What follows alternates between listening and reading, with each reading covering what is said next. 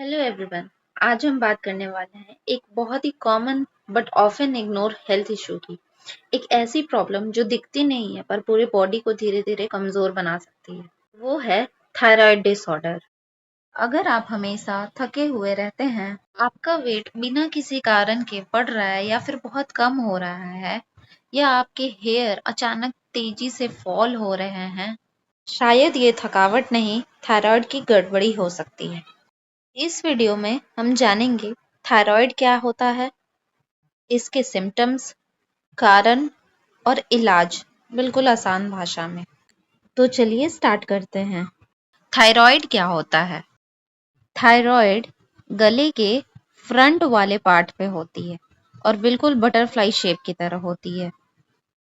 ये एक endocrine gland है जो हार्मोन सिक्रीट करती है। ये ग्लैंड दो हॉर्मोन्स बनाती है, T3 और T4। ये दोनों हॉर्मोन्स हमारे पूरे बॉडी के मेटाबॉलिज्म को कंट्रोल करते हैं। यानी आपकी बॉडी एनर्जी कैसे इस्तेमाल करती है, हार्ट रेट क्या होना है, ब्रीदिंग रेट क्या होना है, ब्रेन डेवलपमेंट कितनी होनी है, बॉडी का वेट कितना होना चाहिए, बॉडी का टेम्परेचर कितना होना चाहिए, मेंस्ट्रुअल साइकिल कैसे चलनी चाहिए, ये सब थायराइड पे डिपेंड करता है। ओवरऑल पूरे बॉडी का मेटाबॉलिज्म ही थायराइड हॉर्मोन्स पे डिपेंड करता है। अब हम समझेंगे हाइपरथायरॉयडिज्म और हाइपोथायरॉयडिज्म क्या होता है। जब थायराइड ग्लैंड ज्यादा हार्मोन बनाती है तो होता है हाइपरथायरॉयडिज्म, वाइल जब थायराइड कम हार्मोन बनाती है तो होता है हाइपोथायरॉयडिज्म। सिम्टम्स ऑफ हाइपरथायरॉयडिज्म, ये कम लोगों को होता है लेकिन सिम्टम्स बहुत तेज होते हैं। खाने के बावजूद भी वेट लॉस होता है, वेट लॉस होना, नींद में दिक्कत होना, डिफिकल्टी इन स्लीपिंग, अचानक हार्ट रेट बहुत बढ़ जाता है, रैपिड हार्ट रेट। हाइपरथायरॉयडिज्म में शरीर का मेटाबॉलिज्म बहुत तेज हो जाता है। इस वजह से माइंड और बॉडी ओवर एक्टिव हो जाते हैं, जिससे हर समय नर्वसनेस या अंदर से घबराहट सी लगी रहती है। हार्ट रेट तेज रहता है, इससे बॉडी को लगता है कि कुछ गलत हो रहा है। थायराइड हार्मोन का ज्यादा अमाउंट फीमेल हार्मोन्स के बैलेंस को बिगाड़ देता है। पीरियड्स इरेगुलर हो जाते हैं, कभी समय से पहले कभी देर से। हाइपरथायरॉयडिज्म मेंस्ट्रुअल साइकिल को भी इफेक्ट करता है।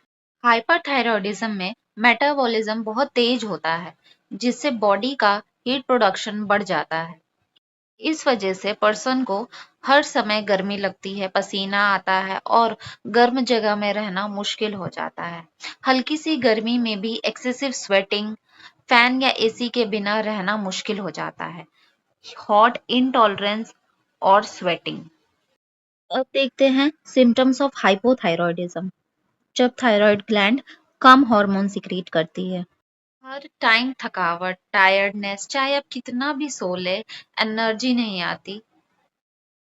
बिना ज्यादा खाने से भी वेट बढ़ रहा है, वेट गेन होना।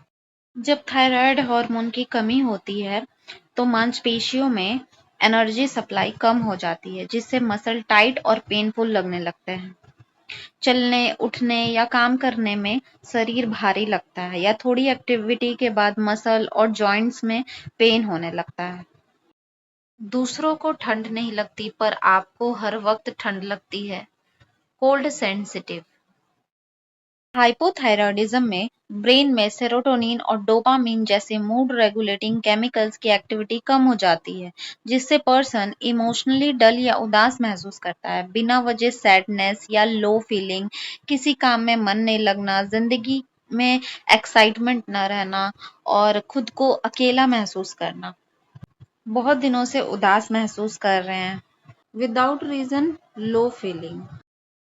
हाइपोथायरॉयडिज्म का असर ब्रेन की प्रोसीडिंग स्पीड पर भी पड़ता है, जिससे याददाश्त कमजोर होने लगती है। बातें करते करते चीजें भूल जाना, नाम याद न रहना, चीजें रखकर भूल जाना, कंसंट्रेट न कर पाना, मेमोरी लॉस, ये सभी थायराइड हार्मोन के कम या ज्यादा होने के सिम्टम्स हैं। थायराइड डिसऑर्डर के पीछे कई कारण हो सकते हैं। ऑटो इम्यून डिजीजेस जैसे हाशिमोटो डिजीज से हाइपोथायरॉयडिज्म होता है और ग्रेव डिजीज से हाइपरथायरॉयडिज्म हो सकता है।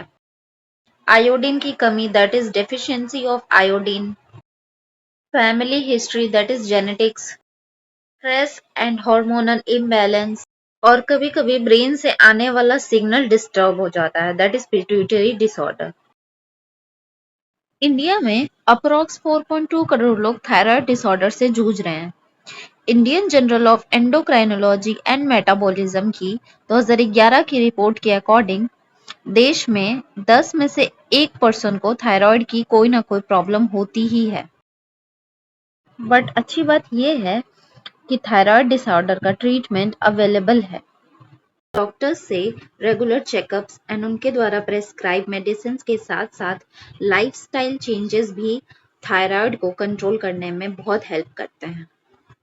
हर 3-6 महीने में TSH, T3 and T4 test कराना चाहिए। डाइट में आयोडीन रिच चीजें लेनी चाहिए और एक हेल्दी डाइट को फॉलो करना चाहिए।